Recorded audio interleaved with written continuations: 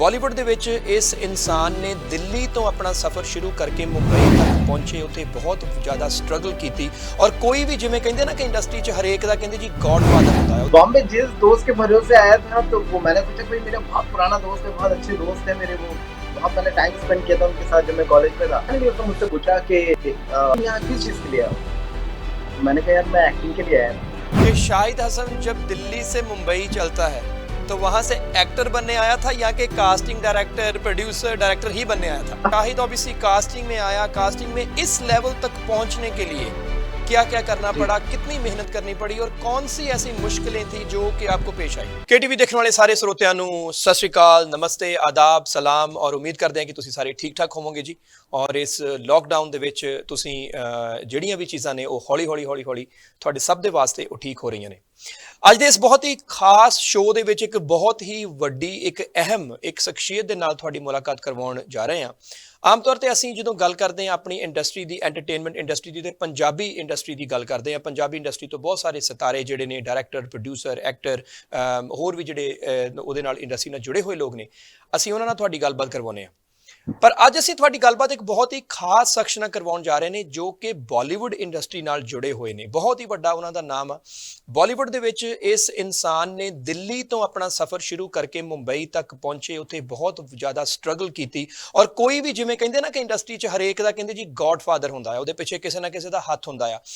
ਇਸ ਇਨਸਾਨ ਨੇ, ਇਸ ਸ਼ਖਸ ਨੇ ਇਹ ਪ੍ਰੂਵ ਕਰ ਦਿੱਤਾ ਕਿ ਦ੍ਰਿੜ ਵਿਸ਼ਵਾਸ, ਹੌਸਲਾ, ਕਰੇਜ ਔਰ ਮਾਂ ਦੀਆਂ ਜਿਹੜੀਆਂ ਦੁਆਵਾਂ ਹੁੰਦੀਆਂ ਨੇ, ਮਾਂ ਦਾ ਆਸ਼ੀਰਵਾਦ ਔਰ ਉਸ ਪਰਮਾਤਮਾ ਦਾ, ਰੱਬ ਦਾ, ਅੱਲਾਹ ਪਾਕ ਦਾ ਜਿਹੜਾ ਨਾਮ ਆ, ਉਹਨੂੰ ਤੁਸੀਂ ਲੈ ਕੇ ਜੇ ਸੱਚਾਈ ਤੇ ਚੱਲੋਗੇ ਤੇ ਤੁਸੀਂ ਬੁਲੰਦੀਆਂ ਤੇ ਪਹੁੰਚੋਗੇ। ਇਸ ਇਨਸਾਨ ਨੇ ਬਹੁਤ ਵੱਡਾ ਨਾਮ ਕਮਾਇਆ as a casting director, as a producer ਔਰ ਬਹੁਤ ਵੱਡੇ ਨਾਵਾਂ ਦੇ ਨਾਲ ਕੰਮ ਕੀਤਾ, ਜਿਨ੍ਹਾਂ ਦੇ ਵਿੱਚੋਂ ਕਿ ਟੀ ਸੀਰੀਜ਼ ਇੱਕ ਬਹੁਤ ਵੱਡੀ ਕੰਪਨੀ ਆ, ਸਭ ਨੂੰ ਪਤਾ ਆ, ਉਹਨਾਂ ਦੇ ਨਾਲ ਵੀ ਕਾਸਟਿੰਗ ਡਾਇਰੈਕਟਰ ਇਹ ਰਹਿ ਚੁੱਕੇ ਨੇ। ਇੰਦਰ ਕੁਮਾਰ ਜੀ ਨੂੰ ਕੌਣ ਨਹੀਂ ਜਾਣਦਾ, ਧਮਾਲ, ਟੋਟਲ ਧਮਾਲ, ਇਹ ਜਿਹੜੀਆਂ ਫਿਲਮਾਂ ਉਹਨਾਂ ਨੇ ਬਣਾਈਆਂ ਨੇ, ਉਹਨਾਂ ਦੇ ਨਾਲ ਵੀ ਕੰਮ ਇਹ ਕਰ ਰਹੇ ਨੇ। ਔਰ ਅਨੀਸ ਬਜ਼ਮੀ ਸਾਹਿਬ ਜਿਨ੍ਹਾਂ ਨੇ ਬਹੁਤ ਵੱਡੀਆਂ ਫਿਲਮਾਂ ਬਣਾਈਆਂ ਨੇ, ਉਹਨਾਂ ਦੇ ਨਾਲ ਵੀ ਇਹ ਬਹੁਤ ਕਲੋਜ਼ਲੀ ਕੰਮ ਕਰਦੇ ਨੇ। ਸੋ ਮੇਰੀ ਮੁਰਾਦ ਆ ਜੀ, ਮੇਰੇ ਬਹੁਤ ਹੀ ਪਿਆਰੇ ਦੋਸਤ ਨੇ, ਬਹੁਤ ਅਜ਼ੀਜ਼ ਨੇ ਔਰ ਜਦੋਂ ਵੀ ਇਹਨਾਂ ਨੂੰ ਚਲੋ ਆਵਾਜ਼ ਮਾਰੋ ਇਹ ਹਮੇਸ਼ਾ ਨਾਲ ਖੜੇ ਹੁੰਦੇ ਨੇ, ਸ਼ਾਹਿਦ ਹसन साहब। शाहिद साहब, वेलकम टू द शो। सत श्री अकाल, सलाम, नमस्ते आपको and thank you for your time. शुक्रिया बहुत बहुत आपका और सलाम, नमस्ते और आदाब जी। तो शाहिद साहब, सबसे पहले तो आपका बहुत बहुत शुक्रिया क्योंकि आपने समय दिया, क्योंकि मुझे पता है कि बॉलीवुड के बंदे, चाहे फिलहाल लॉकडाउन भी चल रहा है, मुझे पता है सब लोगों को लगता है कि घरों में फ्री बैठे हुए हैं, लेकिन मैं हमेशा कहता हूं कि जो इंडस्ट्री में लोग हैं, आप जैसे लोग हैं जो डायरेक्टर हैं, प्रोड्यूसर हैं, उन लोगों के लिए ये जो टाइम है वो बहुत सारी स्क्रिप्ट्स पढ़ रहे हैं, उन पे काम कर रहे हैं, मेरे ख्याल और भी ज़्यादा कहीं ना कहीं बिजी हो गए हैं घरों में। जी जी। तो शाहिद साहब, सबसे पहले मैं ना एक चीज़ मैं शुरू करूंगा कि आमतौर पे, क्योंकि आपने एक बहुत बड़ा नाम आपने कमाया है एज अ कास्टिंग डायरेक्टर और बहुत बड़े दिग्गज जो नाम है उनके साथ आप काम कर भी चुके हूँ, आज एक बहुत अच्छी पहचान भी बनाई है आपने। तो मैं थोड़ा सा बैकग्राउंड पे जाऊंगा कि शाहिद से शाहिद हसन वो बनने का जो सफ़र है, जो दिल्ली से एक लड़के का सफ़र शुरू हुआ, वो मुंबई आता है, तो वो ज़रूर मुझे बताएं कि शुरू में कौन सी ऐसी स्ट्रगल्स थी जो शाहिद हसन ने देखी, क्योंकि शाहिद हसन के सर पे किसी गॉडफादर का हाथ नहीं था इंडस्ट्री में। करेक्ट। शुक्रिया। मैं बिल्कुल आपको बताना चाहूँगा बिकॉज कुछ चीज़ें ऐसी होती हैं हमारे इंडस्ट्री में, लोग जब आने की कोशिश करते हैं तो प्लान तो ऑब्वियसली बहुत बड़े होते हैं कि हम इंडस्ट्री में जाएंगे, ये करेंगे, एक्टर बनेंगे, सबके अपने अपने ड्रीम्स होते हैं। लेकिन बॉम्बे तक आना और बॉम्बे में आने के बाद फिर जो आपका स्ट्रगल होता है वो बहुत डिफिकल्ट होता है। लेकिन मेरा एक मानना है कि अगर आप में जोश है, अगर आप में डेडिकेशन है, तो आप किसी भी मुश्किल का सामना कर सकते हो और वो फिर क्रॉस कर लेंगे आप। तो दिल्ली से मैं आया था 2006 में। घर वाले, क्योंकि मैं घर में इकलौता लड़का हूँ, सब छोटी बहनें हैं, फादर थे नहीं, मॉम है, तो किसी ने चाहा नहीं था कि मैं इतनी दूर बॉम्बे आऊँ। लेकिन फिर भी मम्मी ने परमिशन दी और फाइनली मैं आया बॉम्बे जिस दोस्त के भरोसे आया था तो वो मैंने सोचा भाई मेरा बहुत पुराना दोस्त है, बहुत अच्छे दोस्त है मेरे, वो बहुत मैंने टाइम स्पेंड किया था उनके साथ जब मैं कॉलेज में था, तो मुझे लगा कि वो मुझे मिलने के लिए आएंगे, बट वो मुझे मिलने के लिए आए आफ्टर 14 डेज। तो मैं आके बॉम्बे में आके मैं चौल में रुका 8 लोग सोते थे और 9% मैं होता था, बिकॉज चॉल तो शायद आप जानते होंगे, खोली टाइप होता है, एक छोटा सा एक रूम बिल्कुल, होता है, बहुत छोटा सा, उसमें बिल्कुल। 8, बस छोड़ जी। तो 8 लोग सोते थे, फिर उसमें मैं भी होता था, 9% मैं होता था। फिर बाथरूम जाने के लिए आपको बाहर लाइन में लगना पड़ता था, तो वो सब स्ट्रगल रहा। और यहाँ तक कि ये हाल हो गया कि जो घर से थोड़े बहुत मैं पैसे लेकर आया था, जो पैसे लेकर आया था वो सारे पैसे हो गए खत्म। हम्म, अब दिक्कत अब दिक्कत ये आई कि पैसे खत्म हो चुके थे, खाने पीने तक के लिए पैसे बिल्कुल भी नहीं थे। मेरे पास एक बाइक थी, उस बाइक में पेट्रोल खत्म हो चुका था। तो मेरी एक छोटी सी बुरी आदत थी कि मैं सिगरेट पीता था उस वक्त, तो हम्म, सिगरेट पीने तक के लिए भी वो 5 रुपए मेरे पास नहीं बचे।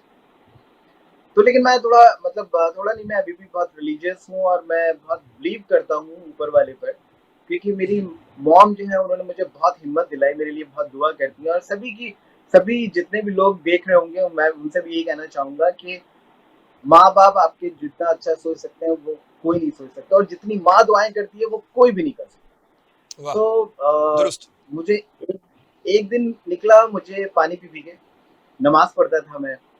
फिर दूसरा हम्म, दिन मुझे शाम को पानी पी पी के जब गुजारा हो रहा था, दूसरे दिन शाम को मेरी एनर्जी बिल्कुल चली। अच्छा। तो जब आप अकेले होते हैं तो उस वक्त, अच्छा घर पर आप कह नहीं सकते मॉम से कि भाई मॉम मुझे, मैं भूखा हूँ 2 दिन से, तो माँ तो फौरन बुला लेगी आपको या इमीडिएटली पैसे भेज देगी। लेकिन बिल्कुल। जो जोश था वो ये था कि नहीं यार, मुझे घर वालों से नहीं कहना है, जो भी कुछ करना है मुझे करना है। तो जब आप अकेले होते हैं और बहुत तनहा होते हैं, बहुत परेशान होते हैं, उस वक्त आप ऊपर वाले से सब डिस्कस करते हैं और ऊपर वाले से कहते हैं तूने ऐसा किया, मैं ये करना चाहता था, तू मतलब सारा ब्लेम जो है ऊपर वाले को देते हैं। तो मैंने उस वक्त ऊपर वाले से बहुत बातें करी, बहुत दुआएं मांगी, बहुत रोया। तो हाँ। फाइनली इत्तेफाक देखिए कि जैसे मेरी आपसे दोस्ती है, आपने मेरी किसी दूसरे से दोस्ती करा दी, आप कहीं दूसरी कंट्री में चले गए, बिजी हो गए, और वो जो दोस्त है वो आपके मेरे टच में हो गए। तो हम्म, इस तरह से एक साहब थे, उन्होंने मुझे फोन किया और उन्होंने मुझे दूसरे दिन मतलब शाम का वक्त हो चुका था, रात हो गई थी। तो उन्होंने मुझे कहा कि शायद मैं आ रहा हूँ उधर तुम्हारे पास और डिनर करते हैं साथ में। अच्छा। तो ये तो फिल्थी रिच गाय। तो मुझे लगा कि यार पता नहीं ऐसे क्यों। मैंने कहा देखो यार मेरे पास पैसे, बोले यार पैसे देख बात मत करो, शायद मैं आ रहा हूँ उधर। वो आए, हम्म, यहाँ पर एक फूड इन रेस्टोरेंट है लोखंड वाला में, हम लोग वहां पर बैठे, उन्होंने बहुत सारी खाने की चीजें मंगाई। उनका नाम ऐसा लकाउल्ला है, प्यार से उनको लकी बोलते हैं। तो हाँ उन्होंने जी। बिरयानी, कबाब और बहुत सारी चीजें खाने के लिए मंगवाई। तो मैंने उस वक्त मुझे यार इस बंदे को पता नहीं चलना चाहिए कि मैं भूखा हूँ, तो मैंने पानी पिया।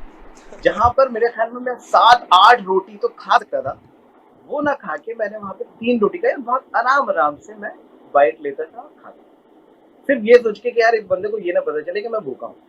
हम्म, खैर हम लोग बाहर निकले, बाहर जब वो मुझे छोड़ने के लिए घर की तरफ आए, तो उस वक्त बज रहा था लगभग 10:30। तो उसने मुझसे गाड़ी में एक चीज पूछी, मुझे पूछा कि शायद हम तो नहीं है ना।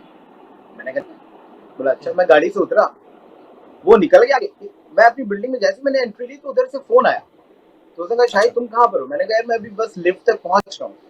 बोले वहीं पर रुको, मैं आ रहा हूँ, और मैं आने के बाद जो भी कुछ बोलूंगा ना मुझे वापस जवाब मत देना, वरना तुम्हारी मेरी दोस्ती खत्म हो जाएगी। हाँ। तो मैं सोच में पड़ गया, मैंने कहा यार मैंने तो खाना भी कम खाया, 3 रोटी से ज्यादा खाई नहीं, ऐसा तो नहीं है, क्या क्या ऐसा हो गया, मैंने ज्यादा खाना भी नहीं खाया। तो दिमाग में मेरे टेंशन हो गया। वो बंदा आया, आने के बाद वो गाड़ी से उतरा, हम्म, उसने मुझे गले लगा के मुझे हाथ मिलाया। उसके हाथ में नोट हाँ हाँ। थे, रुपए थे। ठीक है। तो मैं इससे पहले कुछ बोला, मैंने जैसे बोलने की कोशिश की, उसने कहा बोलो मत, बाद में बात करूंगा। गाड़ी में बैठा, तो जब तक मुझे उसकी टेल लाइट नजर आती गई मैं देखता गया, और जब टेल लाइट नजर आनी बंद हो गई, गाड़ी टर्न कर लिया, तो मैंने हाथ खोले तो उसमें 5,000। तो मैंने सबसे पहले ऊपर वाले का शुक्र अदा किया, ऊपर पहुंचा, घर पर आया, नमाज पढ़ी, मम्मी को फोन किया। उस वक्त रिलायंस के फोन चलते थे, और 2006 की बात कर रहा हूँ, रिलायंस के फोन चलते थे और आपको हर महीने रिचार्ज कराना पड़ता था। बिल्कुल। तो हाँ, तो रिचार्ज जो था मुझे पता था 12 बजे खत्म हो रहा है, और मैं उस पर रिचार्ज करा नहीं सकता था, बिकॉज उस वक्त ऑनलाइन और ये सब फैसिलिटीज ना के बराबर थी। तो नमाज पढ़ी, उसके बाद मेरा रिचार्ज जो था वो खत्म हो गया, मतलब ना मैं आउटगोइंग कर सकता था ना उस पर इनकमिंग आ सकती थी। मैंने सोचा सुबह जाके करा लूंगा। 10 मिनट बाद मेरे पास मैसेज आया, your mobile has been recharge the amount of ₹550, the remaining blah blah, इस तरह। तो मैं सोचा था, मैंने कहा ये रिचार्ज कैसे होगा। बड़ा घनीसस बंदे का फोन आया जो मुझे छोड़ के गया था, जो पैसे देके गया। मुझे बोला साले दोस्त ये समझते हो, बहुत परेशान हो तुम, एक काम करना, कल तुम और रात में खाना खाएंगे साथ में, फिर डिस्कस करेंगे। और उससे फोन डिस्कनेक्ट कर। सर दूसरे दिन मैं पहुंचा उनके यहाँ घर पे, हम लोगों ने खाना वाना खाया। अच्छा। फाइनली उसने मुझसे पूछा कि तुम यहाँ किस चीज के लिए आओ? तो मैंने कहा यार मैं एक्टिंग के लिए आया था। तो मुझे बोला कि अच्छा ठीक है, उसके लिए पोर्टफोलियो वगैरह बनता है? मैंने कहा बनता तो है। बोले कितने का बनता है? मैंने कहा शायद कुछ महंगा तो बनता है। आप यकीन नहीं करोगे, बंदर वो अंदर गया, उसने मुझे 50,000 रुपए लाके दिए। वाह। उसने मुझे बोला शायद जिस काम के लिए आए हो वो काम करो, तुम्हारे पास पैसे होंगे दे देना, नहीं होंगे मत देना, जिंदगी में कभी मांगूंगा नहीं, लेकिन जो काम के लिए तुम बॉम्बे आए हो वो काम। तो मैं मतलब अजीब सा हो गया, मैंने कहा ये क्या हो रहा है। मैंने उसको उसमें से 15,000 रुपए निकाले, बाकी मैंने उसके हैंड ओवर किए। मैंने कहा नहीं मेरा इसमें काम हो जाएगा। उपेंद्र उस दिन के बाद से मुझे टीवी शो मिला, मतलब लगभग 11 दिन बाद मुझे एक टीवी शो मिला, हेलो डॉली, और उसका मैजिक बैग स्टार प्लस पे आता था। और मुझे उसमें पर डे का 3,000 रुपीज मिला। 5 दिन का मेरा काम था। वो एपिसोड जो था वो मेरे ऊपर स्टोरी थी। तो वहां से मेरा करियर शुरू हुआ एक्टिंग में। और इस तरह से करते करते फिर मैं कास्टिंग में मैंने स्विच किया 2009। तो वहां से स्ट्रगल काम बहुत शुरू हुआ, जबरदस्त राइट? था। हाँ, मतलब वहां से काम शुरू हुआ। फिर उसके बाद पैर टूट गया। कहानी तो बहुत बड़ी है, मतलब चीजें मैं बताऊंगा तो है तो बहुत इंटरेस्टिंग, लेकिन अपने पास टाइम बहुत जी। कम है। सवाल ये है कि एक्चुअली सबसे पहले कि शाहिद हसन जब दिल्ली से मुंबई चलता है तो वहां से एक्टर बनने आया था या कि कास्टिंग डायरेक्टर, प्रोड्यूसर, डायरेक्टर ही बनने आया था? देखिए मेरा मेरा वैसे तो बॉम्बे एक ऐसा शहर है जिसको हम बोलते हैं कि ड्रीम सिटी है, जहाँ पर आपके ड्रीम्स जो है वो पूरे होते हैं। तो जी। बहुत सारे लोग हैं जो यहाँ अलग अलग सपने लेकर आते हैं। तो मेरा जो ड्रीम था वो ये था कि यार मैं एक्टर बनूंगा। क्योंकि क्योंकि हाँ। मैं क्योंकि मैं थिएटर से बिलोंग करता था, और मैंने सोचा था कि मैं एक्टिंग में आऊंगा। लेकिन एक्टिंग में आने के लिए जोश वही था, सब चीजें थी, लेकिन हालात उस वक्त ऐसे हो गए कि वहां पर मेरा एक्सीडेंट हो गया, और एक्सीडेंट में मैं टूट गया। उसके बाद फिर मैंने स्विच किया कास्टिंग की तरफ। तो मैंने बिल्कुल नहीं सोचा था कि ओके। मैं कास्टिंग डायरेक्टर बनूंगा। और जब मैं एक्टर था तो मैं जगह जगह जाता था ऑडिशन देने के लिए, बहुत स्ट्रगल करता था, बहुत भीड़ होती थी, बहुत मुश्किल से नंबर आता था।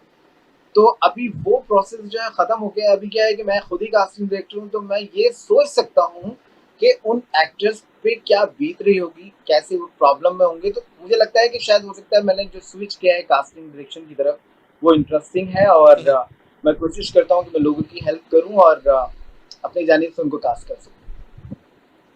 और बहुत बड़ी बड़ी आपने फिल्में की हैं जिनमें कि कुछ एक फिल्मों का मैं नाम लूंगा, लिस्ट बड़ी लंबी है। रेडी जिसमें सलमान खान थे, कबाली जिसमें रजनीकांत साहब थे, फिर डबल धमाल, ग्रैंड मस्ती, टोटल धमाल, वेलकम बैक, रोए, ऑल इज वन, और अभी हाल ही में एक पागलपंती फिल्म आई थी। तो जी बहुत बड़ी बड़ी जी फिल्में हैं जो उनमें आपने कास्टिंग की है, बहुत बड़े नाम हैं जो इन फिल्मों के साथ जुड़े हुए हैं, और इंडस्ट्री का शायद कोई ही दिग्गज नाम ऐसा रह चुका है जिसके साथ अभी तक शाहिद हसन ने काम नहीं किया। तो जी ये मैं इसके बारे में पूछूंगा कि शाहिद ऑब्वियसली कास्टिंग में आया, कास्टिंग में इस लेवल तक पहुंचने के लिए क्या क्या करना जी। पड़ा, कितनी मेहनत करनी पड़ी, और कौन सी ऐसी मुश्किलें थी जो कि आपको पेश आई? नो डाउट कास्टिंग बहुत टफ टास्क होता है। कास्टिंग का काम अगर हो जाता है तो समझ लीजिए कि फिल्म जो है वो 50-60%, अगर आपकी कास्टिंग अच्छी हो गई तो 50-60% जी। फिल्म बन जाती है। फिर डायरेक्टर का काम होता है। तो कास्टिंग में स्विच करना बहुत डिफिकल्ट था, बिकॉज मेरे लिए इसलिए इजी हो गया था क्योंकि मैं एक्टर था। और मैं हम्म। एक्टिंग को थोड़ी बहुत, मैं ये नहीं कह रहा मुझे बहुत नॉलेज थी, क्योंकि मैं एनएसडी पास आउट तो नहीं हूँ या ना एफटीआई से हूँ, लेकिन थिएटर करता था तो मुझे थोड़ी नॉलेज थी। और मेरे कुछ फ्रेंड्स थे जैसे संदीप मोदी था, तो वो ये लोग एड्स करते थे, एड्स के ऑडिशन करते, तो मैं अक्सर ओके। उनके साथ जाके बैठता था, उनके पास जाके बैठता था और देखता था कि कैसे ऑडिशन कर रहे हैं। तो फिर मैंने, क्योंकि अगर आपको जो भी काम, मान लीजिए अगर आपको कास्टिंग का काम, कास्टिंग में जाना है तो आपको कास्टिंग के बारे में नॉलेज होनी जरूरी है। तो उस वक्त मैंने ऐसा नहीं सोचा था कि मैं कास्टिंग में स्विच करूंगा। वो तो इत्तेफाक से जब मैं उन लोगों के पास जाता था एड्स में तो मैं देखता था, तो वहां से फिर मेरे माइंड में क्लिक हुआ कि नहीं यार मैं कोशिश करता हूँ कि मैं कास्टिंग में। और उससे ठीक है। पहले एक इंसिडेंट ऐसा हुआ था कि आप कोऑर्डिनेशन समझते हैं? कोऑर्डिनेशन मतलब जी जी। कोऑर्डिनेट, जैसे आजकल बड़ी एजेंसीज होती हैं, तो उनको आप कॉल कीजिए और उनको आप बोलें कि आपके जो मॉडल्स है वो हमको चाहिए होंगे इस प्रोजेक्ट के लिए, तो वो मॉडल्स भेजते हैं और उन मॉडल्स को जो हम पैसा देते हैं या प्रोडक्शन हाउस जो पैसे देता है उसमें से वो कट रखते हैं और फिर वो उनका उस तरह से चीज़ें चलती है। तो मैंने कोऑर्डिनेशन शुरू किया था 2009 में, किसी ने मुझे सजेस्ट किया जब मेरा पैर टूट गया था, हम्म, तो मैंने कोऑर्डिनेशन शुरू किया। अच्छा, क्योंकि मैं एक्टर भी था तो मुझे नॉलेज भी थी एज एन एक्टर। तो जब मैंने कोऑर्डिनेशन शुरू किया तो मैंने बहुत सिलेक्टेड काम किया। मेरे 2-3 दोस्त जो एड फिल्म्स में थे जिनके बारे में मैंने बताया, तो आपके पास जी कोऑर्डिनेशन के लिए बैंक होना चाहिए, मतलब मेरे पास एक्टर्स का बैंक होना चाहिए कि मैं उन एक्टर्स को उस प्रोजेक्ट के लिए भेजूं। तो मेरे पास जब पहला ऐड आया था वो एक कॉर्पोरेट और उसके साथ साथ फिर एक च्यवनप्राश का ऐड था और एक कुरकुरे का ऐड था। तो मैं क्या करता था ओके। कि जैसे मेरे पास जो भी कोई एक्टर आता था, तो मैं लोग क्या करते हैं कि जो भी कोई एक्टर आता था उसके फोटोज लेते हैं, पीछे नाम लिखवाते हैं, नंबर लिखवाते हैं और उनको वापस भेज देते थे। तो मैं क्या करता था हम्म, कि मैं एक्टर्स आते थे, उनको लाइंस देता था। मेरे पास एक हैंडी कैम मैंने खरीद लिया था, मैं उसके बाद उनका ऑडिशन करता था। तब ये बात कर रहा हूँ मैं आपसे 2009 की, जब मैं कास्टिंग डायरेक्टर नहीं था। ठीक है, जब मैं फिल्म्स में जो है वो 2009 के मिड में आया। तो फिर मैंने कोऑर्डिनेशन शुरू किया क्योंकि मेरा पैर टूट गया था और मेरे मुझे ये लग रहा था कि यार मैं अभी बॉम्बे तो मुझे छोड़ के जाना नहीं है, दिल्ली, तो हम्म, मैं कुछ ना कुछ इंडस्ट्री से रिलेटेड करता हूँ। तो मैंने एक्चुअली यहाँ पर एक सब टीवी की बिल्डिंग है, अधिकारी ब्रदर्स सब टीवी, और पहले एक शो आता था ऑफिस ऑफिस, शायद हाँ, हो सकता है आपने बहुत कभी बड़ा देखा शो हो, था वो। सब टीवी पर आता था, पंकज बिल्कुल। कपूर जी। तो मैं वहां पर गया ऑडिशन देने के लिए, तो मुझे बीच में रोक दिया रिसेप्शन पे। उन्होंने मुझे बोला कि आप अपने फोटोज छोड़ दीजिए हम्म, और यहाँ पे सेलेक्टेड लोगों का ऑडिशन हो रहा है। तो मैंने कहा ठीक है, मैंने फोटोज छोड़ दी। जब मैं बाहर निकला तो मुझे किसी ने बोला कि यार तुम उसका नाम लेके चले जाओ, उस कोऑर्डिनेटर का, तो तुम्हें ऊपर परमिशन मिल जाएगी। तो मैं गया, उस कोऑर्डिनेटर को मैं जानता था, पहले पिक्चर्स दे चुका था। तो जब मैं गया तो मैंने उसका कोऑर्डिनेटर का नाम लिया, उसने मुझे रिसेप्शन वाले ने ऊपर भेज दिया। ऊपर मेरे ही जैसे कैरेक्टर फेसेस के ऑडिशन हो रहे थे। तो मुझे वो ओके। लड़का मिला जो कोऑर्डिनेटर था, मैं नाम नहीं लूंगा लेकिन वो शायद देखेंगे तो समझ जाएंगे। जी। तो उस बंदे ने मेरे फोटो बहुत 3 महीने पहले ले लिए थे। तो मैंने हम्म, उसको बोला, मैंने कहा यार तुम्हें मैं पहले पिक्चर्स दे चुका हूँ और तुमने मुझे ऑडिशन के लिए बुलाया नहीं, मेरे जैसे कैरेक्टर फेसेस के ऑडिशन हो रहे हैं। तो उससे मुझे बहुत बुरा भला कहा, उसने कहा कि मेरे पास इतना टाइम नहीं है, तुम यहाँ से निकलो। तो ओ। एक तो मेरा काम मेरे पास था नहीं, पैर टूट गया था और 4 महीने से मैं बिल्कुल बिना काम के था। तो मेरी उससे बहुत, मतलब जो भी था, अनबन हुई। और यहाँ तक कि वहाँ की जो सिक्योरिटी थी उन्होंने मुझे नीचे ले गए, मुझे निकाल दिया वहाँ से। और हम्म, उस लड़के ने मुझे बोला कि मैं तुमको सारे कोऑर्डिनेटर्स में ब्लैक लिस्ट करा दूंगा, तुम्हें कहीं कोई काम नहीं देगा।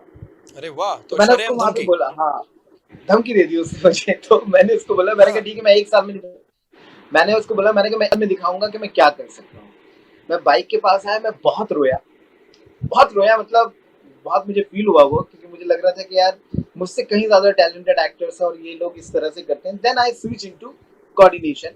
वो मैंने चैलेंज एक्सेप्ट किया उसका, और 1 साल के अंदर अंदर मेरा इतना नाम हो गया कोऑर्डिनेशन में कि बहुत बड़े बड़े, मतलब जो सुपर सुपर मॉडल्स जो थे उन तक ने मुझे कम्युनिकेट किया।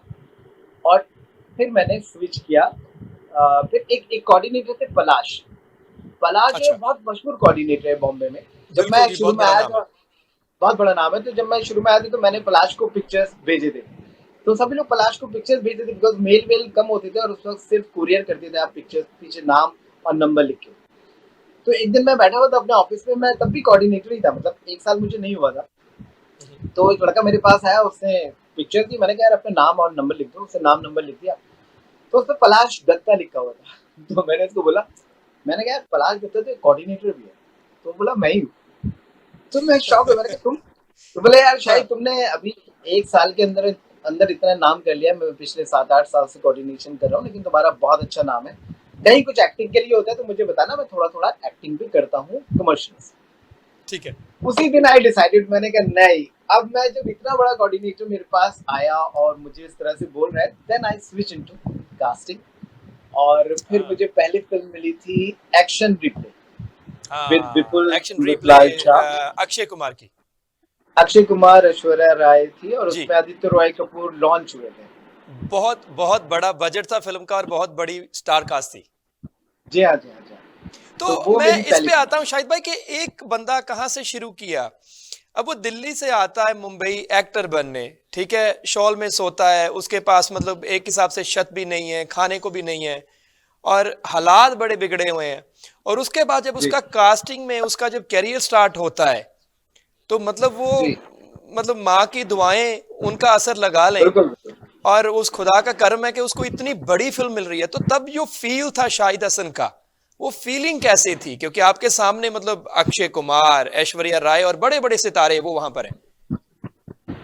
सर उस वक़्त बहुत ज़बरदस्त फीलिंग थी और डर भी बहुत था, क्योंकि अच्छा। मैंने कभी किसी को असिस्ट नहीं किया था कास्टिंग में। हम्म।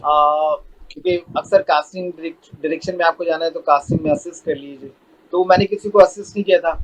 मुझे सिर्फ ये नॉलेज थी कि यार मैं शायद ये एक्टर अच्छा हो सकता है अगर मैं इसका ऑडिशन लूँ, तो थोड़ी बहुत मुझे नॉलेज थी कि यार ये परफॉर्मेंस अच्छा दे सकता है या नहीं। हम्म। क्योंकि जब विपुल जी ने मुझे बुलाया था कास्टिंग के लिए पहली बार, तो उन्होंने मेरा एक इंटरव्यू टाइप लिया और उन्होंने बोला कि मैं इस तरह की फिल्म कर रहा हूँ, तो कर सकते हैं आप। मैंने कहा सर अगर कॉन्फिडेंट रहता है इंसान और उसको अगर अपने ऊपर भरोसा रहे तो वो हर हम्म। काम कर सकता है। तो शायद वो बात उनको मेरी पसंद आ गई। देन उन्होंने मुझे ये फिल्म दी और मुझे बहुत डर भी लगा रहा था बिकॉज विपुल जी बहुत अच्छी अच्छी फिल्में कर चुकी थी, जैसे सिंह इज किंग के प्रोड्यूसर थे वो। जी। और अच्छा खासी फिल्में की हैं उन्होंने। फिर एक फिल्म उन्होंने डायरेक्ट भी की थी, नमस्ते लंदन, हाँ, अ, अक्षय कुमार के अक्षय साथ और बाजी के कटरीना साथ, कैफ। कैटरीना कैफ, हाँ। तो उन्होंने डायरेक्ट भी की थी। ये उसके बाद उनकी फिल्म थी। तो मुझे डर ये था कि मैंने कहा यार ये तो खतरनाक बड़े लोग हैं, मैं तो बिल्कुल नया नौसिखिया हूँ, मुझे कुछ आता होता है नहीं, लेकिन फिर भी मैं जो भी था मैं अपने ब्लंटली क्लियरली बोलता था, घुमा फिरा के बात नहीं करता था। और हम्म। फिर वहां से फिर मेरा कैरियर जो है वो शुरू हुआ। तो वहां से वो फिल्म करी, फिर मुझे फोन आ गया अनीस बजनी जी के यहाँ से। नहीं, फिर मुझे फ़ोन आया आशुतोष गोवारिकर जी के यहाँ से, जहाँ पर हम्म। मैंने उनकी फ़िल्म की थी खेलेंगे हम जी जान से। ओके। अभिषेक बच्चन और दीपिका पादुकोण थी। वो बहुत मुश्किल, बहुत डिफ़िकल्ट कास्टिंग थी उसमें, लेकिन मैंने बहुत मेहनत करी थी और आशुतोष गोवारिकर जी बहुत खुश हुए थे मेरी उस मेहनत से। हम्म। और फिर मुझे अनिल बख्शी जी ने बुलाया था, मैं अनिल कपूर जी के ऑफ़िस गया था, तो वहाँ पे मैंने तीसरी फ़िल्म की थी नो प्रॉब्लम। तो नो प्रॉब्लम भी मल्टी स्टारर फ़िल्म थी और अनीस बज्मी थे वहाँ पर। और ये सभी तो बड़ी एक ही साल फिल्में में भी मेरी हैं और सुपरहिट 2000। फिल्में भी हैं, राइट। तो जी, एक चीज जो मैंने, जी, क्योंकि मैंने आपको जैसे अनीस भाई के साथ जब भी मैं मिला हूं आपके साथ, तो एक चीज जो मैंने देखी है कि अनीस बज्मी साहब इतने बड़े फिल्म मेकर होते हुए शाहिद हसन को वो जो इज्जत देते हैं, जो मतलब शाहिद हसन की एक इमेज उनके सामने है बहुत ही बड़ी, राइट। जी। तो क्या लगता है कि जो शाहिद हसन जो पाना चाहता था, हासिल करना चाहता था, उस मुकाम का एक जो फेम बोल लें, या एक बड़ा नाम बोल लें, उसको मिल चुका है? देखिए मेरे एक चीज़ का मानना है कि अगर आपका आपके इंडस्ट्री में या कोई भी इंडस्ट्री आप ले लीजिए, बट फ़िल्म इंडस्ट्री में क्या होता है, आपका काम बोलता है। जी। अगर आपका काम अच्छा है, तो फिर आपका नाम होता है। और अगर आपका हम्म। काम अच्छा है और नेचर भी अच्छी है, तो फिर आपकी जो चीज़ें हैं वो लॉन्ग लास्टिंग हो जाती है। तो जैसे अनीस भाई जो हैं वो बहुत ही हँसमुख, बहुत ही कमाल के इंसान हैं। बिल्कुल। उनके साथ मैंने पहली फ़िल्म की थी नो प्रॉब्लम।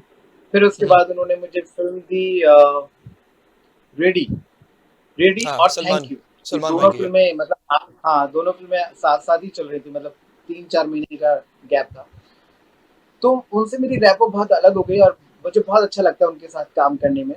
तो मुझे लगता है कि जो जो आपने चीज़ें पूछी हैं, मुझे लगता है कि अगर आप में डेडिकेशन है, तो आप ऑब्वियसली अगर आप जब आप डेडिकेटेड होते हैं और आप अगर अपने काम के लिए लॉयल हैं, हम्म। तो आपको कामयाबी मिलती है।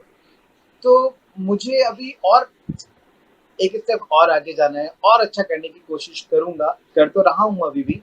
लेकिन हाँ, सैटिस्फैक्शन अगर आप बोलें कि सैटिस्फैक्शन, तो सैटिस्फैक्शन है, मुझे खुशी है इस बात की कि मैं अपनी अम्मी की हम्म। दुआओं से, बहनों की दुआओं से और अपनी मेहनत से, मेरे दोस्तों ने भी मुझे सपोर्ट किया ऑब्वियसली, चाहे उन्होंने दुआ करी बैठ के, लेकिन आज जहाँ पर भी मैं हूँ, मैं खुश हूँ।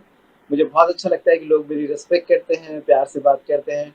बहुत सारे लोग ऐसे हैं जो मुझसे मिलना चाहते हैं या कम्युनिकेट करना चाहते हैं, लेकिन मेरी उनसे बात नहीं हो पाती। उसके लिए मैं बहुत तहे दिल से माफी मांगता हूँ, लेकिन वक्त जैसे जैसा आता है तो वक्त के साथ सब चीजें लिखी होती हैं। जब वक्त आएगा तो मैं उन लोगों से भी मुलाकात कर लूंगा और उन लोगों के साथ काम भी करूंगा इंशाल्लाह। और मैं एक बहुत बड़ा एक और नाम है जिनके साथ आप जुड़े हुए हैं, इंद्र कुमार जी के साथ। तो जी, वो जो मुलाकात थी, वो मुलाकात कैसे हुई, उनके साथ कौन सी फिल्में की और कैसे आपकी ट्यूनिंग हुई? देखिए इंद्र कुमार जी जो हैं वो भी, अगर हम कहें कि वो ओल्ड स्कूल के हैं, मतलब जी, पुराने डायरेक्टर हैं। उन्होंने दिल, बेटा, इश्क, इतनी जबरदस्त फिल्में उन्होंने डायरेक्ट की हैं। बिल्कुल। तो बहुत ही अच्छे इंसान है, बहुत ही सॉफ्ट इंसान है। तो मेरी उनसे मुलाकात हुई थी डबल धमाल के कास्टिंग के वक्त। अच्छा। तो उनके यहाँ कभी, हाँ, उनके यहाँ कभी कोई कास्टिंग डायरेक्टर नहीं हुआ है, ना ही कभी उन्होंने कोई फिल्में एज अ कास्टिंग डायरेक्टर किसी को लेके की है। तो पहली फिल्म उनकी डबल धमाल थी जिसमें उन्होंने कास्टिंग डायरेक्टर हायर किया। तो आप भी उस इंसान को कभी भी, अगर आप किसी प्रोजेक्ट के लिए या किसी चीज के लिए इंटरव्यू करते हैं, तो आप ये देखते हैं कि यार इस बंदे को एक्सपीरियंस है या नहीं। या हम्म। तो उसका एक्सपीरियंस बहुत जबरदस्त हो तब आप उसको हायर करते हैं, जी। या फिर अगर आपको लगता है कि नहीं यार इस बंदे में टैलेंट बहुत है, बहुत कॉन्फिडेंस है इसके अंदर, कॉन्फिडेंट बंदा है, सैलरी कम देंगे लेकिन तब आप उसको हायर कर लेंगे क्योंकि आपको लगेगा नहीं यार ये बंदा काम कर सकता है। तो वहां पर मेरे अंदर बिल्कुल। कॉन्फिडेंस तो था ही, बिकॉज मैं 3 फिल्में अच्छी कर चुका था, अच्छे बड़े डायरेक्टर्स के साथ का था, विपुल शाह, आशुतोष गोवारिकर और अनीस बख्शी। उसके बाद मुझे हम्म। मौका मिला डबल धमाल के। तो जब मेरी इंदु जी से मुलाकात हुई, उनकी जो टीम थी वहां पर, सफदर अब्बास थे, मोहम्मद थे और एक लड़का और था। तो ये लोग मुझे मिले, मेरी मीटिंग हुई और इंदु जी ने कहा चल ठीक है भाई, देखते हैं कि कास्टिंग डायरेक्टर कैसे कैसे काम करते हैं। तो वहां से उनसे मेरी बहुत अच्छा जेल हो गया और फिर जो जो ऑप्शंस मैं दिखाता गया, डिस्कस करता गया, वहां से मेरी शुरुआत। तो उसके बाद मैंने उनकी फिल्म डबल धमाल के बाद मैंने की उनकी ग्रैंड मस्ती, ग्रेट जी। ग्रैंड मस्ती, फिर टोटल धमाल, फिर आने वाला प्रोजेक्ट है एक और है जो मैं भी करूँगा अजय देवगन और सिद्धार्थ मल्होत्रा के साथ। जी। राइट।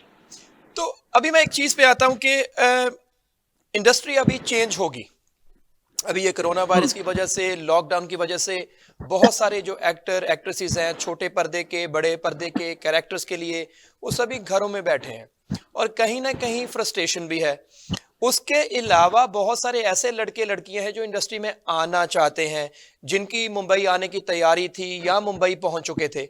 अब उनके भी टोटली वो लॉकडाउन की वजह से उनको आगे कुछ पता नहीं चल रहा, वो करें क्या, जाएं कहां। तो एज अ कास्टिंग डायरेक्टर आपकी पहले तो जो न्यू कमर्स है या जो स्ट्रगलर्स हैं उनके लिए एडवाइस क्या है? देखिए लॉकडाउन की वजह से प्रॉब्लम्स तो बहुत हुई हैं और इंडिया में नहीं पूरी दुनिया में ये प्रॉब्लम्स हैं इस वक्त। और जी। कास्टिंग को लेके ये एक बहुत इंपॉर्टेंट चीज़ है, बिकॉज बहुत सारे हमारे एक्टर्स हैं जो बॉम्बे आते हैं अपना अपने ड्रीम को पूरा करने के लिए। हम्म। और इस वक्त जो सिचुएशन है वो सब ब्लॉक हो गई है, सब बंद हो गई है। मतलब जिन लोगों ने प्लान किया होगा कि नहीं यार मैं इस डेट को पहुंचूंगा, फटाफट काम में लग जाऊंगा, तो एक दिक्कत हम्म। तो है बहुत बड़ी। लेकिन अभी क्या है कि जो भी सब चीजें हैं अगले अगले 2 से 3 महीने तक जी। हम लोगों को भी, ये जैसे मैं I am working on 2 web series, एक मैं अमेजोन की सीरीज कर रहा हूँ और एक मैं कर रहा हूँ जियो के लिए। ठीक है। तो दोनों बहुत बड़ी सीरीज है। तो अभी क्या हुआ है कि हम लोगों की जो बात हुई है डायरेक्टर प्रोड्यूसर से, वो ये डिस्कशन हुआ है कि हम जो भी सब चीजें करेंगे वो अभी ऑनलाइन करेंगे। और मेरा एक ओके। प्रोसेस, मतलब एक प्रोजेक्ट तो शुरू हो चुका है इन द सेंस कास्टिंग के पॉइंट ऑफ व्यू से। तो मेरे ऑडिशन भी शुरू हो गए ऑनलाइन, बहुत सारी लड़कियों ने और बच्चों ने मुझे ऑडिशंस भेजे हैं, जो मेरी टीम भी काम कर रही है घर बैठ के। तो अभी सिर्फ ये होगा कि अगले 2 से 3 महीने तक जो भी काम है वो ऑनलाइन हुआ करेगा। ठीक है। हमको जब ऑडिशन मिल जाएंगे, वो ऑडिशन मैं पहले शॉर्टलिस्ट करूंगा। वो इतने सारे अगर ऑडिशन है, मान लीजिए 50 ऑडिशन है एक किसी एक कैरेक्टर के या 20 ऑडिशन है, तो उन 20 में से मैं 5 या 7 लोगों को शॉर्टलिस्ट करूंगा। फिर मैं डायरेक्टर को डायरेक्टर से डिस्कस करूंगा और डायरेक्टर बोलता है कि नहीं यार बड़ा अच्छा लगता है, या मैं बोलता हूँ कि मुझे ये 5 लोगों में ये बेस्ट लगता है, तो वो एक म्यूचुअल अंडरस्टैंडिंग और डायरेक्टर को जो पसंद आए, जो मुझे पसंद आए, क्योंकि आपको लगता है ना कि भाई ये एक्टर अच्छा है, तो उसके बाद फिर कॉल लिया जाएगा कि उनको हम लॉक करें। लॉक करने के लिए फिर ईपी जो है वो फोन करेंगे वहां पर एक्टर को, हम्म। फिर कॉस्ट्यूम वाले फोन करेंगे।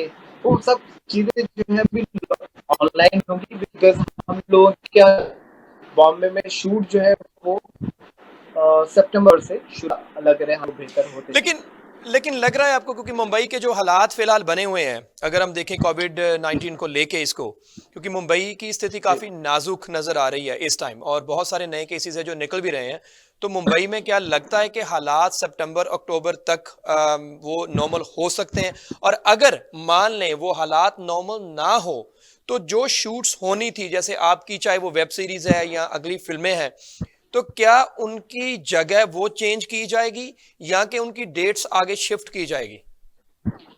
देखिए, अब तो आगे डेट्स ही शिफ्ट होंगी अगर हम्म। क्योंकि अभी जैसा कि हम लोगों में डिस्कशन हुआ है कि ये प्रॉब्लम अगर कंटिन्यूअसली चलती रही राइट। और ऐसा तो हो नहीं सकता कि अगर ये कंटिन्यूअसली चलती रहे तो लोग घर पे ही हमेशा बैठे रहेंगे, क्योंकि उनको बाहर निकलना ही पड़ेगा, कुछ ना कुछ बिल्कुल काम करना दुरुस्त। ही पड़ेगा। तो हम लोगों को वो चीज़ जो है वो अपने अंदर साथ लेके फिर चलना पड़ेगा उसको, कि नहीं यार, इससे फाइट करना है और क्या रूल्स एंड रेगुलेशंस होंगे वो फॉलो करने पड़ेंगे। और हम्म। काम तो शुरू होना बहुत ज़रूरी है, क्योंकि इकोनॉमिक पे बहुत ज़्यादा फ़र्क पड़ चुका है और ज़्यादा फ़र्क पड़ेगा। तो नो डाउट महाराष्ट्र में हालात जो हैं वो बहुत ज़्यादा, इंडिया में सबसे ज़्यादा महाराष्ट्र में हालात ख़राब है, लेकिन जो हमारे जो सीएम साहब हैं वो बहुत अच्छा काम कर रहे हैं और जी। काफ़ी लोग उसमें इंक्लूडिंग एक्टर्स भी बहुत हेल्प कर रहे हैं।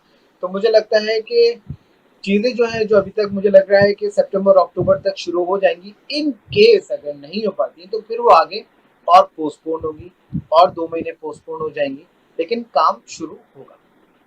अच्छा शायद भाई, इस पे जी एक चीज मैं जरूर आपसे पूछूंगा कि जी मुंबई में जो भी कोई आता था, जैसे आपने भी पहले एक बोला कि आप मेहनती हो, आप में सच्चाई हो, तो आप धीरे धीरे काम आपको मिल जाएगा। मुंबई एक हाँ, ऐसी जो महानगरी है, ऐसी जगह इंडस्ट्री में कि जो लोग भी ऑनेस्टी के साथ यहाँ पर आए हैं, काम किया है, थोड़ा बहुत उनका उनके रेंट बिल्स या थोड़ा बहुत खर्चा निकलता रहा है। अभी जो उनका काम बिल्कुल रुक चुका है, उनके जो रेंट के पैसे भी नहीं उनके पास हैं, बहुतों के पास एक बजट बहुत कम है। और अगर पिछले कुछ एक हफ्तों में देखें तो इंडस्ट्री के ही 2-3 लोगों ने सुसाइड किया है, हालात से तंग आकर। तो तो फिर अगर ये जी चीजें हैं तो क्या क्या इंडस्ट्री को इकट्ठे होना पड़ेगा, आगे आना पड़ेगा, या सरकार को उनके लिए कोई पैकेजेस, कोई मदद देनी चाहिए? देखिए, हम तो खुद ये चाहते हैं, बिकॉज़ बहुत सारे एक्टर्स ऐसे हैं जिनको मैं जानता हूँ और उनके पास अभी पैसे नहीं है घर का रेंट देने के लिए, बट यहाँ पे गवर्नमेंट जी। सपोर्ट कर रही है कि भाई अभी 3 महीने तक हम रेंट नहीं चाहेंगे कि वो दें, या जो ओनर्स हैं, लैंडलॉर्ड्स हैं, उनसे रिक्वेस्ट कर रही है। तो लेकिन चलिए, रेंट नहीं दिया, गवर्नमेंट ने सपोर्ट कर दी, फिर आपके पास आती है खाने की दिक्कत। तो बिल्कुल। वो खाने-पीने की प्रॉब्लम भी बहुत बड़ी है। तो बहुत सारे हमारे एक्टर्स जैसे सलमान भाई हैं, फिर सोनू सूद भी अभी बहुत हेल्प कर रहे हैं लोगों की। बहुत जी सारे बिल्कुल। एक्टर्स ऐसे हैं जिनके नाम सामने नहीं आ रहे, बट हमें पता है कि हाँ, वो लोग सपोर्ट कर रहे हैं। हम्म। तो ऐसे मौके पे ऑफ कोर्स गवर्नमेंट को सपोर्ट करना चाहिए, और जो एक्टर्स, बिकॉज़ फ़िल्म इंडस्ट्री में 3 लाख से ज़्यादा लोग ऐसे हैं जो डेली वेजेस पे काम करते हैं, जी। हमारे यहाँ बॉम्बे में। तो मतलब आज ही जाएँगे, काम करेंगे, शाम को पैसे मिलेंगे, फिर वो घर जाएँगे, उसके बाद फिर उनका घर का खर्चा रहेगा, बिकॉज़ मंथली तो सैलरी उनकी फिक्स नहीं है, उनका डेली हम्म। वेजेस है। तो वो एक बहुत बड़ा टास्क है, और मुझे लगता है कि गवर्नमेंट इसमें ज़रूर हेल्प करेगी, सपोर्ट करेगी, बिकॉज़ ये बहुत इम्पोर्टेंट इश्यू है इस पर। तो जो अभी जो नए जो आर्टिस्ट घरों पे बैठे हुए हैं, जैसे आप मान लें वेब जी, सीरीज कर रहे हैं, फिल्मों का प्लान कर रहे हैं, जी, जहां और भी जो कास्टिंग डायरेक्टर्स हैं, प्रोड्यूसर्स हैं, तो उनके साथ, क्योंकि एक और भी चीज मैं, माफ कीजिए, मैं बड़ा क्लियर करूंगा कि कुछ एक लोग, मैं सबको नहीं बोल रहा, कुछ एक लोग जो है वो शायद इन हालात का फायदा भी उठाएंगे। हमें पता है हुँ, इंडस्ट्री में कास्टिंग को लेके, कास्टिंग काउच को लेके बहुत बदनाम ऑलरेडी हैं। उसमें जी, क्या होता है कि जो जी, अच्छे लोग हैं उनके ऊपर भी वो जो है वो धब्बा लगता है, उनके ऊपर भी वो नाम आता है, स्पेशली लड़कियों को करेक्ट। लेके। तो उनको जी, ये लड़कियों को लेके कैसे, how can they be very careful, ताकि उनको पता हो कि हम देखिए सही इंसान के साथ इन टच हो रहे हैं? देखिए, मेरा मेरा मैं यही कहना चाहूँगा कि अभी आपके पास इंटरनेट है, आपके जी। पास गूगल है, आपके हम्म। पास सोशल नेटवर्किंग है बहुत ज़बरदस्त। तो हम्म। कोई भी अगर आपको रिसेंटली मेरी एक लड़की से बात हुई थी, और किसी ने मुझे मैसेज किया और उसने मुझसे बात करने की कोशिश करी, मैंने उस लड़की से बात करी। तो उसने कहा कि सर ऐसे-ऐसे एक ऑडिशन है, मुझे कॉल आया है और वो ऑडिशन माँग रहे हैं मेरा, तो आप कुछ पता कर सकते हैं क्या? तो मैं उसको हम्म। किसी के रेफ़रेंस से जानता हूँ, मेरे एक दोस्त है, ठीक है। उनकी कजिन है वो। तो मैंने पता किया तो पता चला कि कोई ऑडिशन उनका हो ही नहीं रहा है। तो वो फेक ऑडिशन के लिए उस लड़की के पास कॉल गया था, जो अभी आपने बोला। तो जी। मेरा मानना ये है कि जो भी लोग हैं जो चाहते हैं कि यार हम काम करें, तो वो उन लोगों को ढूंढे। आप इंस्टा पे जाइए, फेसबुक पे जाइए, गूगल पे जाइए, आईएमडीबी पे जाइए, तो आपको कास्टिंग डायरेक्टर्स के नाम मिलेंगे। मान लीजिए अगर आपने पिछली 4-5 कोई अच्छी फ़िल्म्स देखी है, उसमें अच्छी जी। फ़िल्म पे जाएँगे आप, तो वहाँ पर आपको उनको उनका मिल जाएगा कि कास्टिंग डायरेक्टर कौन है। उन कास्टिंग डायरेक्टर्स को आप अप्रोच कीजिए, फेसबुक के थ्रू कीजिए या इंस्टा के थ्रू कीजिए, या उनका नंबर आप, जो जो लोग कभी बॉम्बे नहीं आए, मैं उनके लिए भी बोल रहा हूँ कि ठीक आप है। उनको टैप कीजिए। जैसे मेरे पास क्या है कि मैं लास्ट टाइम एक बार लाइव आया था इंस्टा बुक पे, दोनों पे, और मैंने बहुत सारे एक्टर्स से उस वक्त कम्युनिकेशन हुआ था मेरा। तो मैं अभी कास्टिंग कर रहा हूँ, तो मेरा क्या है कि मेरे पेज पर ही वो पोस्ट आएगा, जो भी ठीक मैं है। जो भी मैं ऑडिशंस करूंगा, और वो पोस्ट आएगा। अगर मेरे ही पेज पे वो पोस्ट आएगा, इसका मतलब वो चीजें जेन्युइन हो सकती हैं। अब ये कैसे पता चले कि ये जो पोस्ट पेज है ये जेन्युइन है या नहीं? हम्म। तो वो आपको उसमें जब आप डिटेल में जाएंगे, पिक्चर्स देखेंगे या कितना पुराना अकाउंट है वो देखेंगे, तो शायद आपको एक आइडिया मिल जाएगा। तो ये प्रोसेस बहुत ज़रूरी है किसी भी चीज़ को जानने के लिए, specially director, producer, casting director या कोई भी इस तरह के जो लोग हैं, उनको जानने के लिए आप गूगल पे जाइए। अगर कोई बोलता है कोई आपको फ़ोन करे, वो बोले कि भाई हम ऐसे ऐसे फिल्म कर रहे हैं और आप अपना एक ऑडिशन भेज दीजिए, तो जी। आपका एज एन एक्टर हक बनता है कि आप पूछें कि सर डायरेक्टर कौन है, प्रोड्यूसर कौन है। तो अगर वो जेन्युइन लोग होंगे, तो वो आपको जरूर बताएंगे कि भाई हम इस तरह का प्रोजेक्ट कर रहे हैं, इसके ये डायरेक्टर हैं, ये प्रोड्यूसर हैं। और वो जेन्युइन होंगे तो ये भी आपको बताएंगे कि आपका कैरेक्टर इस तरह का है, और ये हमारा जो वन लाइनर है फिल्म का या वेब सीरीज का, उसका जी। कैरेक्टर आपको जरूर डिफाइन करेंगे। तो ये एक प्रोसेस है। तो उस प्रोसेस को तो उस प्रोसेस को फॉलो करें और बिल्कुल ये चेक बिल्कुल। करें कि जो कास्टिंग डायरेक्टर जिसके साथ आप इन टच हो रहे हो, या जो आपके साथ इन टच हो रहा है, उसकी बैकग्राउंड ऑथेंटिसिटी उसकी क्या है। करेक्ट। करेक्ट। शायद भाई अभी मैं इस पे आता हूं कि मैं कंपेयर नहीं करूंगा, क्योंकि जिनके साथ भी आपने काम किया है, अलग अलग जी। एक्टर्स के साथ काम किया है, डायरेक्टर्स के साथ काम किया है, प्रोड्यूसर्स के साथ काम किया है, बहुत बड़े नाम है। लेकिन अगर मैं शाहिद हसन से ये पूछूं कि शाहिद हसन की 2 या 3 फेवरेट फिल्में कौन सी थी जिनमें कि बहुत मजा आया काम करने में, या कि कौन से ऐसे 1 या 2 एक्टर्स हैं जिनके साथ शाहिद हसन को काम करके बहुत अच्छा लगता है, और ये सच बोलिएगा। नहीं तो क्योंकि क्योंकि क्योंकि पता मुझे है, अगर आप सच नहीं बोलेंगे तो मैं बता अच्छा। दूंगा सबको। देखिए, मुझे जैसे नो एंट्री बहुत जबरदस्त लगती है, ठीक है। सिंह स्किन बहुत कमाल लगती है, ठीक है। और वेलकम आप जानती है। तो Singh is king, no entry and welcome, तो इसके हाँ, राइटर ग्रेट डायरेक्टर फिल्म्स। एक ही है, मिस्टर मिस्टर अनीस बज़मी। तो जी। मुझे उनकी अक्सर फिल्म बहुत अच्छी लगती है, बिकॉज उनका सेंस ऑफ ह्यूमर बहुत ही इंटरेस्टिंग है, और उनके साथ मैं काम कर चुका हूँ, सेट पे जाता रहता हूँ। जब भी शूट होता है तो मुझे पता है कि अगर सिचुएशन खराब हो रही है या कोई एक्टर अगर लाइन भूल रहा है या अगर बारिश हो गई, तो कितनी जल्दी वो चीज़ों को चेंज करते हैं। तो ये ओके। 3 फिल्में तो मेरी बहुत ही फेवरेट है। एक्टर्स मैं अगर आपको बोलूँ तो सलमान भाई सभी के फेवरेट है, मेरे साथ रेडी फिल्म की है, और बहुत कमाल इंसान है, बहुत अच्छे इंसान है, बहुत बड़ा दिल है उनका। तो बहुत उनके साथ काम करने में अच्छा लगता है, खुशी होती है कि आप ऐसे हस्ती के साथ काम कर रहे हैं जो बहुत चीज़ों को समझता है और लोगों को हेल्प भी करते हैं वो बहुत। दूसरा, मैंने भी रिसेंटली जॉन के साथ काम किया, मुझे बहुत अच्छा लगा। जॉन की नेचर भी बहुत अच्छी है, बहुत हंसमुख इंसान है और बहुत क्लियर बंदा है वो। मतलब वो मन में नहीं रखेगा या वो दिखाएगा नहीं। अगर उसको गुस्सा है तो वो बोल देगा, और अगर हंसमुख है तो वो हंसा, मतलब खुश है तो खुशी हो। ठीक जॉन है। बहुत अच्छे हैं। अरशद वारसी मुझे बहुत अच्छे लगते हैं। तो ये जिनके साथ रिसेंटली मैंने काम किया है, मैं बता रहा हूँ। बाकी रणवीर और अक्षय बाजी के साथ तो मैं 4 फिल्म्स हो गई हैं। तो अक्षय बाजी भी बहुत डेडिकेटेड है, बहुत टाइम पे, मतलब अगर 6 बजे का कॉल टाइम होगा तो 6 बजे आपको वो सेट पे मिल जाएंगे। हाँ, तो ये जो टाइमिंग के जो पक्के हैं। एक्टर्स हैं, जैसे जॉन, हम लोग जब पागलपंती कर रहे थे, मैं इवन लंदन भी गया था, और लंदन में उस वक्त बहुत जबरदस्त ठंड थी। माइनस में कुछ टेम्परेचर था। तो मैंने देखा कि अगर वो हम लोग 9 बजे का सीन, हमने 9 बजे का कॉल टाइम अगर जॉन को मिला हुआ है, तो जॉन ऑलरेडी 8 सवा 8 बजे, मतलब 1 घंटा पहले जॉन पहुंच जाते थे। तो है, बहुत सारे एक्टर्स हमारे यहाँ अभी भी बहुत अच्छे हैं जो बहुत पंक्चुअल हैं, और टाइम डेडिकेशन। कौन से ऐसे हैं जो टाइम पे नहीं पहुंचते? कौन से ऐसे हैं जो टाइम पे नहीं पहुंचते? हाँ। तो मतलब थोड़े आप से ही चाह रहे हैं कि लोग मेरी थोड़े से नाम मेरी हो जाएं। मतलब आप चाह रहे हैं कि मैं बॉम्बे में ना रह पाऊँ?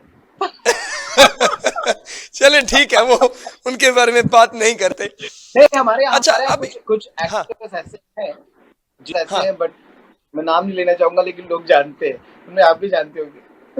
बिल्कुल।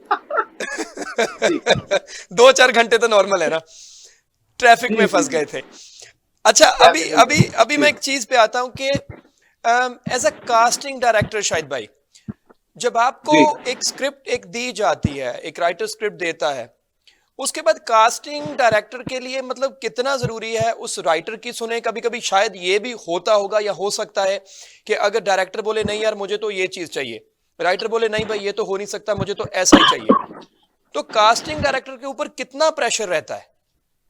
देखिए, जब आप कास्टिंग कर रहे होते हैं तो राइटर से आपको कोई लेना देना नहीं होता। ओके। आपका फाइनल कॉल जो है या फाइनल मीटिंग जो है, जो डिस्कशन है, वो आपका होता है डायरेक्टर के साथ। ठीक है। दूसरा डिस्कशन आपके होता है प्रोड्यूसर के साथ। ये दो ओके। पिलर्स हैं जो आपको दोनों के बीच में जो है रहकर उन दोनों को एक साथ लेके चलना पड़ता है। तो हम्म। जैसे मैं एक फिल्म कर रहा था, all is well, Abhishek Bachchan okay. Singh थे जी उसमें, जी जी। और चिंटू जी थे, ऋषि कपूर जी थे। हम्म। तो वहां पर जैसे कभी कभी प्रॉब्लम ऐसे हो जाती थी, बिकॉज क्या होता है कि अगर मान लीजिए डायरेक्टर ने किसी एक एक्टर को पसंद किया और डायरेक्टर ने कहा कि शायद मुझे ये एक्टर चाहिए, हम्म। ये मुझे मेरा फेवरेट है, इसी से मुझे ये काम करवाना है, हम्म। और पता चला कि हमारा, मैंने कम्युनिकेट किया उस एक्टर से, और उस एक्टर ने बोला कि मैं एक दिन का 5 लाख रुपए लूंगा या ठीक लूंगा। है।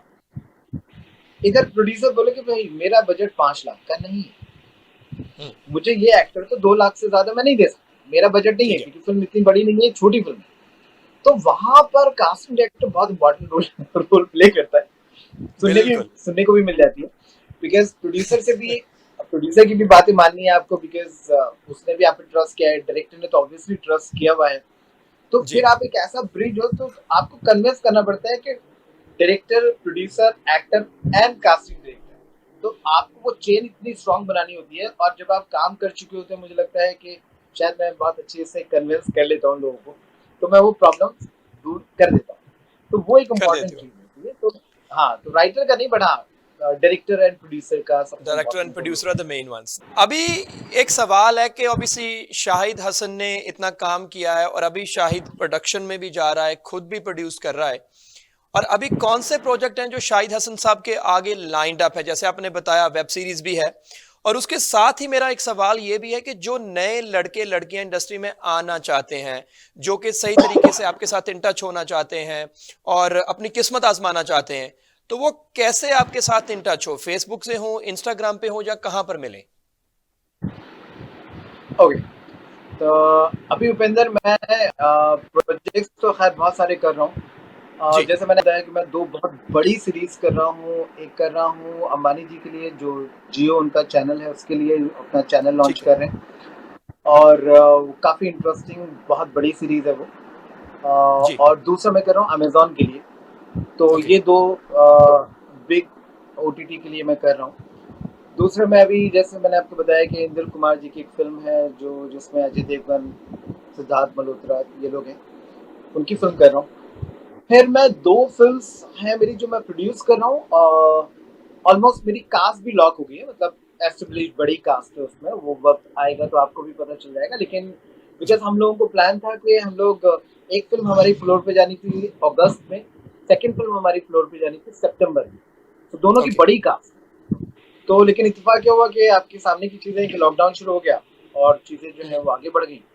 तो अभी मुझे लगता है कि जो एक्टर्स हैं, जब भी काम शुरू होगा तो जिनका जो भी बैकलॉग होगा पहले वो कंप्लीट होगा, उसके बाद ओके। फिर हमारा प्रोजेक्ट शुरू होगा। तो मेरे ठीक है। पास अभी जो मैंने अभी तक जो प्लान किया है, वो हम लोगों के पास लगभग 5 फिल्म्स हैं। सो 2 फिल्म्स एवरी ईयर हम लोगों ने प्लान किया। वो डिपेंड करता है कि कैसे हालात रहेंगे, कैसी चीज़ें रहेंगी, उसके बाद हम मूव कर जाएँगे। और जो नए लड़के लड़कियां आपके साथ इन टच होना चाहते हैं, हाँ, वो हाँ, कैसे इन हाँ, हाँ, टच हो राइट, आपके राइट। साथ? देखिए मेरा क्या होता है कि मैं ये कहूँगा कि जैसे मैंने अभी जो मैं अभी वेब सीरीज़ कर रहा हूँ उसके लिए मैंने जैसा आपको बताया कि मैंने पोस्ट डलवाया था, मेरी टीम ने डाला था। हम्म, तो वो लोग मुझे फ़ेसबुक पर और इंस्टा पर मैसेज कर सकते हैं, मुझसे ठीक है। पूछने के लिए। और वहाँ पर शायद उनको मेरा ईमेल एड्रेस भी मिल जाएगा और एक व्हाट्सएप नंबर भी मिलेगा जिसके थ्रू वो मेरी टीम से कम्युनिकेट कर सकते हैं। तो राइट। वो एक सबसे इजी वे है। और क्योंकि मैं पर्सनली बहुत मुश्किल होता है बिकॉज एक साथ 3-3 4-4 लोगों को रिप्लाई आप नहीं कर सकते, लेकिन फिर भी मैं बिल्कुल। बहुत हिम्मत करके बिकॉज मुझे मेरे तो बहुत जोश और मुझे अच्छा लगता है कि कोई इंसान अगर मुझे मैसेज कर रहा है एज एन एक्टर, कोई इंसान अगर मुझे मैसेज करता है तो उसको बहुत उम्मीदें हैं मुझसे कि नहीं यार चलो हम्म, शाहिद को मैं मैसेज करता हूँ। तो मैं पीछे वाले वक्त के बारे में सोचता हूँ जो मैंने स्ट्रगल किया था। तो इसलिए मैं एक्टर्स की बहुत रिस्पेक्ट करता हूँ और हमेशा करता रहूंगा। तो मैं कोशिश करता हूँ कि मैं सबको जवाब दूं और मैं सबको जवाब देता भी हूँ। तो ये एक बेस्ट वे है। तो ये बेस्ट है, वेरी गुड। एक इस पे एक और चीज शायद भाई मैं आपसे पूछूंगा, फाइनेंशियली, जी, क्योंकि जी, अभी जो चीजें रुकी हुई हैं ऑब्वियसली हमें पता है काफी सारी चीजें वो मुश्किल भी हो रहा है।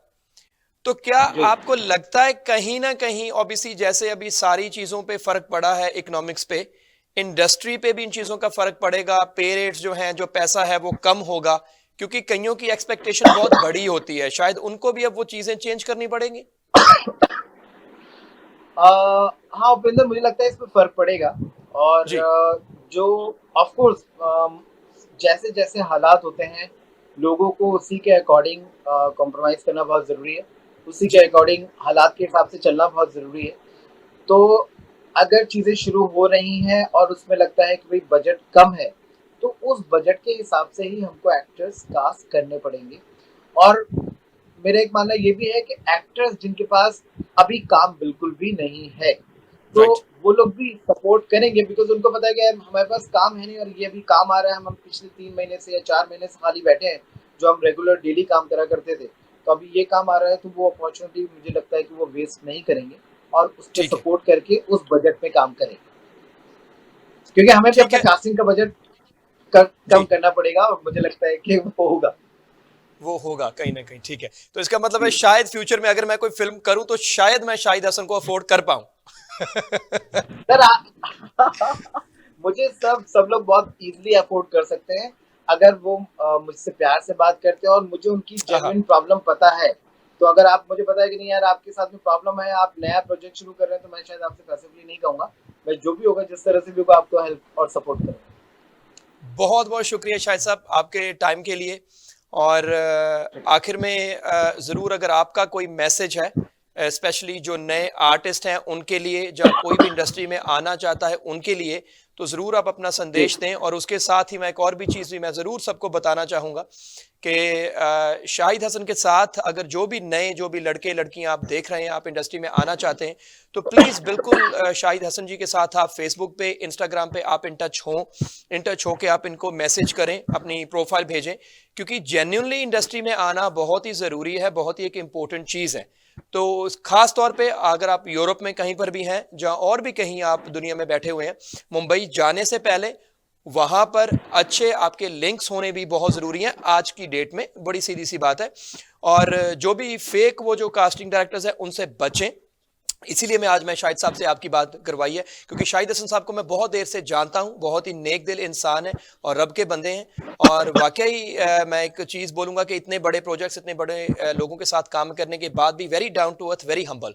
तो शाहिद साहब आखिर में आपका जो मैसेज ऑडियंस के लिए, अपने फैंस के लिए, लोगों के लिए। मैं ये ज़रूर कहना चाहूँगा कि देखिए दुनिया में कोई भी चीज़ मुश्किल नहीं है अगर आप ये डिसाइड कर लें कि वो आपको करना ही है। अगर ठीक वो है। आपको हासिल करना है तो आप उस तरह से मेहनत करते हैं, अपने जुनून के साथ उस काम पे लगते हैं। उस काम में आपकी लॉयल्टी होना बहुत ज़रूरी है बिकॉज़ अगर आप लॉयल हैं और आप में जुनून है, तो वो चीज़ें फिर आपसे दूर नहीं रहेंगी।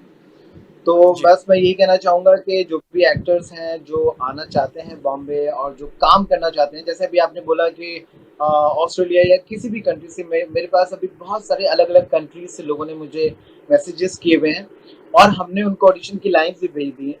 मैं वो भी प्रोसेस बताता हूँ कि जब आप किसी दूसरी कंट्री से आते हैं, तो यहाँ पर अगर आप में टैलेंट है और आप अच्छे एक्टर हैं और मेरे लुक में फिट हैं, हम्म, तो कंट्री जो है वो रोक नहीं सकती, आप आ सकते हैं और हम आपको इंशाल्लाह कास्ट करेंगे भी। तो वो डेडिकेशन रखिए और जुनून रखिए काम के अंदर, आपको काम ज़रूर मिलेगा। पेशेंस बहुत ज़रूरी है, वो पेशेंस के साथ में काम करते रहिए। आने वाले वक़्त में इंशाल्लाह साथ में काम ज़रूर करेंगे। बहुत बहुत शुक्रिया शाहिद साहब, एक बार फिर से दिल की गहराइयों से आपका धन्यवाद करते हैं, शुक्रिया करते हैं।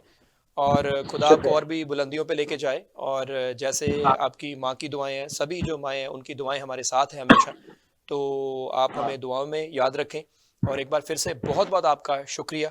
और केटीवी की सारी टीम की तरफ से आपको बहुत प्यार पड़ी।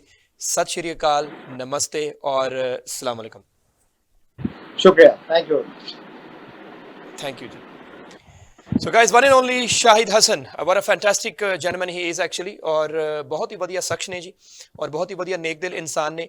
ਔਰ ਇਹਨਾਂ ਦੇ ਨਾਲ ਅੱਜ ਗੱਲਬਾਤ ਕਰਨ ਦਾ ਇੱਕ ਹੋਰ ਵੀ ਇੱਕ ਬਹੁਤ ਮਾਇਨੇ ਰੱਖਦਾ ਸੀ, ਕਿਉਂਕਿ ਇੰਡਸਟਰੀ ਦੇ ਵਿੱਚ ਇਹ ਬਹੁਤ ਜ਼ਰੂਰੀ ਆ ਸਾਨੂੰ ਇਹ ਦੇਖਣਾ ਕਿ ਜੇਕਰ ਅਸੀਂ ਕਿਤੇ ਨੈਗੇਟਿਵ ਦੇਖਦੇ ਹਾਂ ਤੇ ਬਹੁਤ ਸਾਰੇ ਪੋਜ਼ਿਟਿਵ ਬੰਦੇ ਵੀ ਇੰਡਸਟਰੀ ਦੇ ਵਿੱਚ ਨੇ, ਜਿਨ੍ਹਾਂ ਨੇ ਕਿ ਆਪਣੇ ਦਮ ਤੇ ਆਪਣੇ ਮਾਪਿਓ ਦੀਆਂ ਦੁਆਵਾਂ ਅਰਦਾਸਾਂ ਦੇ ਕਰਕੇ ਇੱਥੋਂ ਤੱਕ ਆਏ ਨੇ, ਔਰ ਅਜੇ ਵੀ ਆਪਣੀਆਂ ਰੂਟਸ ਦੇ ਨਾਲ ਉਹ ਜੁੜੇ ਹੋਏ ਨੇ, ਅਜੇ ਵੀ ਗਰਾਊਂਡ ਲੈਵਲ ਤੇ ਜੁੜੇ ਹੋਏ ਨੇ।